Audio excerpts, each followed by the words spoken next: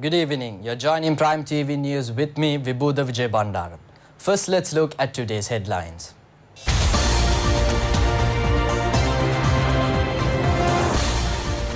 TNA MP calls on the government to increase military security in the north and east. President instructs to immediately gazette amendments related to the Excise Act. UN Deputy Secretary General says the international community is behind Sri Lanka. Education Minister is prepared to reopen schools on the 6th. British Prime Minister dismisses the Defence Minister over the Huawei leak.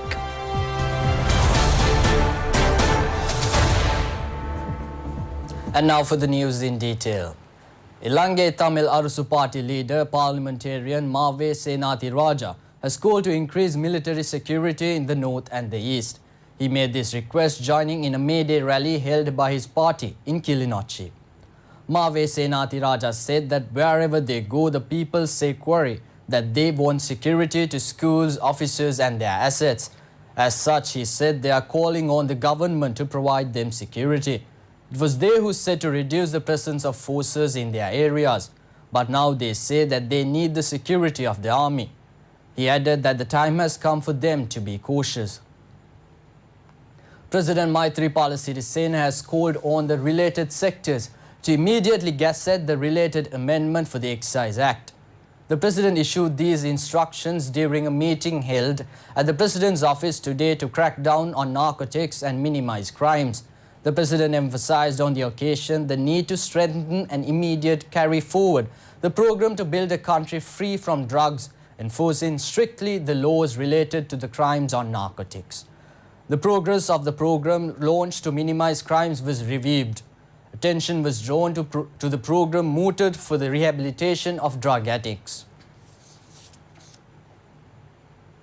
The United Nations have emphasized that this difficult hour the entire international community was with Sri Lanka. The UN Deputy Secretary General Miguel Angel Moratinos made this reference when he met Prime Minister Ranil Wickremesinghe. The United Nations Deputy Secretary General, who has arrived in the island, met the Prime Minister. Expressing his condolences with this regard to the Easter Sunday attack, he pledged their support to the government of Sri Lanka. The UN Deputy Secretary General informed that the United Nations chief informed him to personally meet the Sri Lankan Prime Minister and express their condolences, and also express that the entire United Nations system is behind the Prime Minister and the government of Sri Lanka. Education Minister Akila Viraj Karyavasam has said that security in all schools has been consolidated. Accordingly, the minister said that all schools will reopen with the approval of the security sectors. The education minister said that they have requested the defence sectors that if the schools are to reopen it should be done with strictly security conditions. Also, the necessary security should be accorded after the opening of the schools. Accordingly, agreement has been reached to provide at least one police officer to each school and to inspect the schools. He said that the government has taken all security measures for the safety of the children. He added that they have decided to reopen the school after getting approval from all security sectors. The whole of knives that disappeared from the Ampara Sugar Company has been recovered. 177 knives used to cut sugar cane disappeared on the 29th of last month from the Muangal No. 4 stores of the sugar company. A certain group in the night had broken the locks of the stores and taken away the knives. Following information received by the police, these knives were recovered at a location near the Galloy River, 4 kilometers away from the stores. A suspect has been arrested in this respect with the support of an official police dog. The police said that another suspect is due to be apprehended.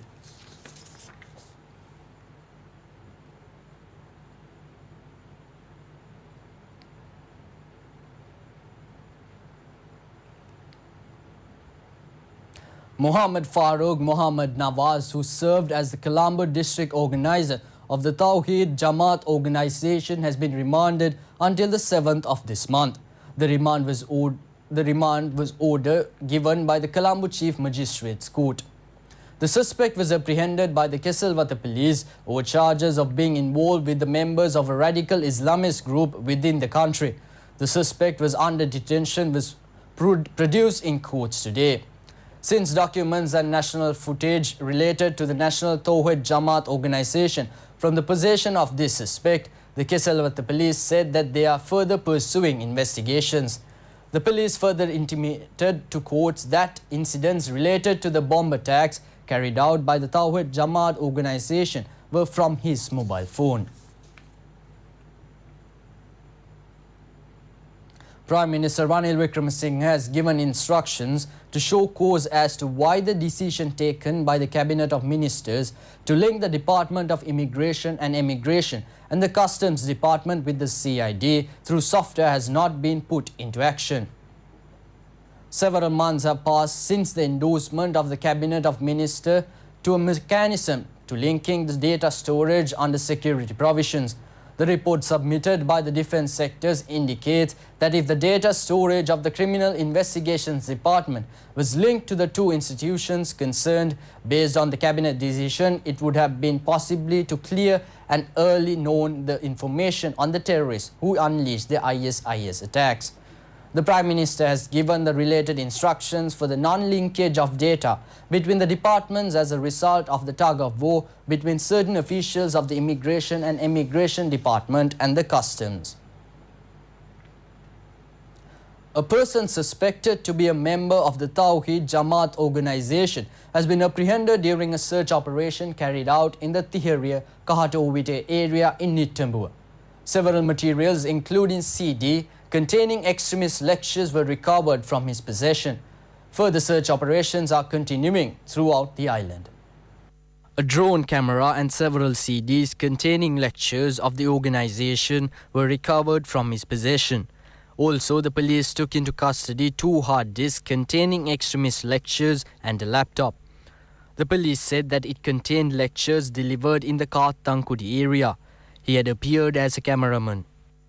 Several equipment including 4 drone cameras were recovered during a search operation carried out in the Bandarawala area. A person said to be a member of the clergy and 3 persons who were unable to consolidate their identity were arrested.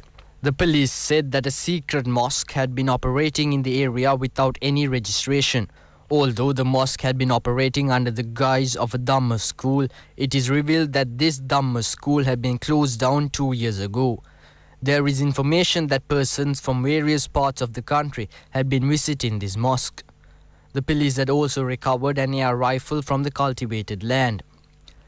Several relatives of Mohammed Rishaf, who is currently in custody over the seizure of a stock of white cloth, have been arrested. The group have been arrested for sheltering a suspect. Several persons, including his father and brother-in-law, were taken into custody. A suspicious motor vehicle had been recovered from the Wettumakada area in Kalutara during a search operation. 3 suspects have also been arrested. Although the suspect said that he had rented out his motor vehicle, it was recovered while it was hidden in a house close to his residence. The police said that the number plates had been fixed so that it could easily be removed. The police had raided a center that had been producing fake number plates in the Kegol area. It had been operating as a center selling motor spare parts. 2 suspects were arrested. The police had also seized a printer and 2 suspicious motorbikes. The army defused a hand grenade that was hidden under a bridge in the Sivanaga area in Kilinochchi. The defense sectors suspect that the hand grenade had been hidden due to a search operation was proceeding in the area. The Hatton police have apprehended a youth residing in the Malyapur area in Hatton and holding membership of the IS terror outfit over the recovery of 9 knives. His brother too was arrested. This youth is currently residing in Yemen. His house was inspected following a tip-off received by the police. The knives were recovered from a storeroom in the house. He has last visited the island in 2016. The brother of the suspect arrested was produced before the Hatton district judge and released on a surety of 2 million rupees. Meanwhile, the police have commenced investigations of 2 youths who attempted to take photographs of the Holy Cross Church in Hatton. Several religious observances have been held in many countries to commemorate those killed in Easter attacks. A special religious ceremony was held in Padua, Italy, remembering those killed in the Easter attacks. A special mass was held at the St. Anthony's Church in Padua city in Italy. The mass at this church on the 1st of May every year is being held by Sri Lankans living in the city. Noteworthy this year was the conduct of the Mass on the 1st of May in remembrance of those who died in the Easter Sunday attacks in Sri Lanka. The Mass was celebrated by Reverend Neville Joe. Many Sri Lankans residing in Italy, including the Sri Lanka ambassador Daya Pelpul, participated in the Mass. Meanwhile, members of parliament, faith leaders and Sri Lankan diaspora have deplored the terror attacks as not in their name and propound universal kindness and solidarity at an interfaith meeting in the UK Parliament. They expressed this condemnation during an interfaith meeting held at the House of Lords in Westminster. Sir Sheikh, a member of the House of Lords, and Sri Lanka's British High Commissioner Manisha Gunasekara joined in the occasion. Mr. Sheikh pointed out Britain was with all religious communities in Sri Lanka. He said that the UK stands in solidarity across all faith with Sri Lanka in the face of this tragedy, which he affirmed is not committed in their name.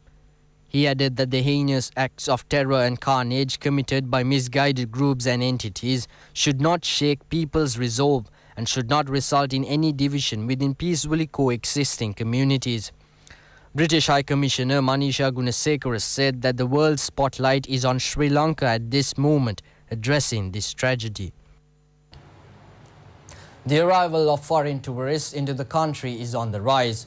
Many tourists are frequenting the coastal areas in the southern and northwestern areas.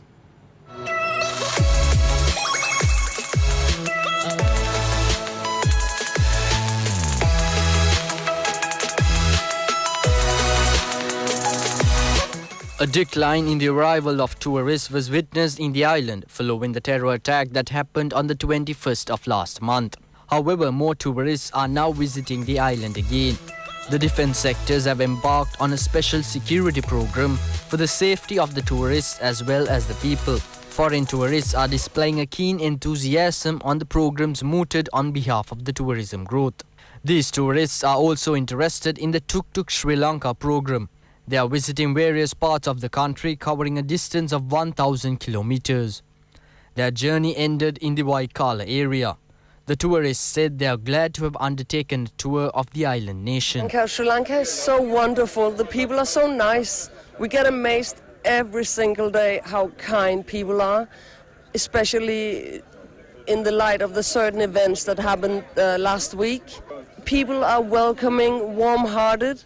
Everybody wants to help us when we tell them what we are fighting for to achieve. And we are so amazed how wonderful this country is. We'll be coming back. 8 days throughout the north of Sri Lanka. We started near Negombo and went up the whole coast to Jaffna and around again. It's been absolutely fantastic. 21 teams from all over the world, and the people, the food, the country itself, absolutely beautiful. It's been an incredible experience and one that I'll go home and tell many people about. Look, obviously a very sad event that happened in Sri Lanka, and our hearts, I think I speak for everyone on the challenge, that our hearts go out to Sri Lanka for what has happened. And we will do our part in going home and telling everyone about how beautiful this place is, and that everyone should come and see for themselves what Sri Lanka has to offer. And we hope moving forward that there's no more problems and you can prosper as a beautiful country that you are. Director of Sri Lanka Tourism Promotion Bureau Prasad Daluwatte said that the arrival of foreign tourists is now rising and it is a positive trend for the island. Mr. Daluwatte said that more tourists have started arriving in the island. Following their behavior, he said that they could witness a positive trend in the growth of the tourism industry.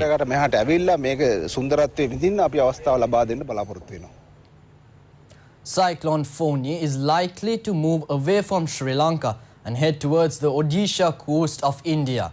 The Department of Meteorology said that the cyclone was located about 750 kilometers off Jaffna, 11:30 p.m. yesterday. Strong winds up to 60 kilometers per hour can be expected over the island, especially in the Central Hills, Northern and North Central, Uva and Southern provinces, and in the Puttalam, Trincomalee and Batticaloa districts. Showers or thunder showers will occur at times across the Sabaragamuwa, Central, Western, Southern, Uva and Northwestern provinces and in Mana district. Heavy falls up to 100 millimeters can be expected at some places in the above areas, the Met Department noted. The public and the naval and fishing communities are requested to pay heed to the advisories issued by the Department of Meteorology in this regard.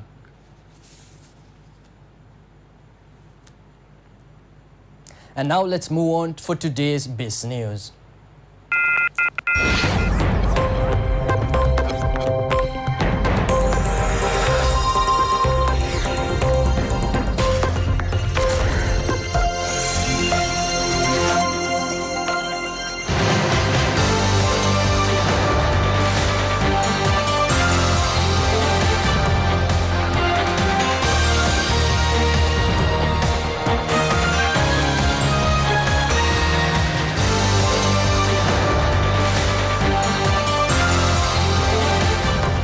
With that, we end today's Prime TV News Bulletin. Prime News returns tomorrow, and in the meantime, make www.itnnews.lk your go-to source for the very latest in news at home and overseas. Have a pleasant day. Good night.